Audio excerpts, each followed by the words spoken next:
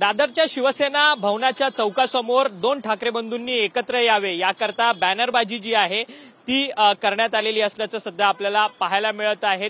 मोनीश रवींद्र राऊळ अध्यक्ष मराठी सेना यांनी ही संपूर्ण बॅनर जे आहे ते शिवसेना भवनाच्या दादरच्या शिवसेना भवनाच्या चौकाच्या परिसरात लावलेलं असल्याचं आपल्याला पाहायला मिळतंय। बाळासाहेब ठाकरे यांच्यासोबत उद्धव ठाकरे आणि राज ठाकरेंचा एकत्रित असलेला फोटो जो आहे तो या ठिकाणी बॅनरवरती आपल्याला सध्या पाहायला मिळतो। दोन्ही ठाकरे बंधूंनी एकत्र यावे याकरता ही बॅनरबाजी जी आहे ती मोनीश राऊळ यांच्याकडनं करण्यात आलेली आहे। खरं तर मोनीश राऊळ यांनी 30 मार्चला पुढच्या महिन्यामध्ये 30 मार्चला गुढीपाडव्याच्या निमित्ताने बंधुमिलनाचा कार्यक्रम ठेवलेला आहे। त्या बंधुमिलनाच्या कार्यक्रमामध्ये दोन्ही ठाकरे बंधूंना एकत्र येण्याचं आव्हान जे आहे ते मोनीश राऊळ यांच्या मार्फत करण्यात येणार आहे आणि त्या सगळ्या संदर्भात दोन्ही ठाकरे बंधूंना निमंत्रण पत्र जे आहे ते देणार आहेत। सध्या मोनीश राऊळ हे पालिका आणि पोलीस प्रशासन यांच्याकडे शिवाजी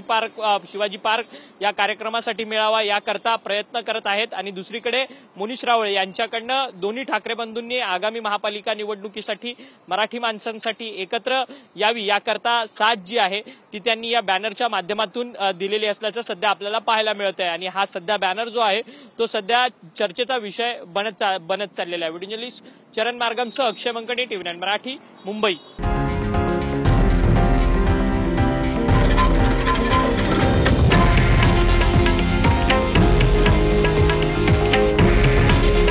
हे आहे देशातील नंबर 1 न्यूज नेटवर्क आणि आपण पाहत आहात TV9 मराठी।